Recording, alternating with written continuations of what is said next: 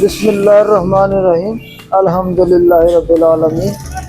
ਅਸੀਂ ਜੀ ਅਲ ਰਿਆਜ਼ ਸਵੀਟ ਤੇ ਤੁਹਾਨੂੰ ਖੁਸ਼ਾਮਦੀਦ ਕਹਿੰਦੇ। ਅਲ ਰਿਆਜ਼ ਸਵੀਟ ਜਿਹੜਾ ਕਿ ਅਲਹਮਦੁਲਿल्लाह जो शक्कर ਦਾ ਇੱਕ ਆਪਣੀ ਖਾਸੀਅਤ और टेस्ट की वजह नाल अल्लाह के करम नाल अल्हम्दुलिल्लाह एक ब्रांड बन गया ते जिहदे विच साडियां मुख्तलिफ प्रोडक्ट ने ना गुलाब जामुन है, रसगुल्ला है ते खोया है, गाजर हलवा जिहड़ा कि अल्हम्दुलिल्लाह बहुत टेस्टी है जी। यह साडी जी स्वीट है जिहड़ी साडी बेसिक बुनियाद है ते तुसीं देख सकदे जी एक खालस अल्हम्दुलिल्लाह ਤੇ ਕਮਾਲ ਟੇਸਟ ਦੀ ਮਾਲਕ ਹੈ ਤੇ ਅਸੀਂ ਕਹਿੰਦੇ ਕਿ ਤੁਸੀਂ ਜ਼ਰੂਰ ਖਾ ਕੇ ਨਹੀਂ ਦੇਖੋ, ਬਲਕਿ ਦੋਸਤਾਂ ਸਭ ਨੇ ਖਾਧੀ ਹੈ ਲੇਕਿਨ ਫਿਰ ਖਾ ਕੇ ਦੇਖੋ, ਇਨਸ਼ਾਅੱਲਾ ਸਾਡਾ ਟੇਸਟ ਸਾਡਾ ਮਿਆਰ ਅੱਗੇ ਨਾ ਵੀ ਅੱਛਾ ਹੋਏਗਾ। ਅਲਹਮਦੁਲਿल्लाह।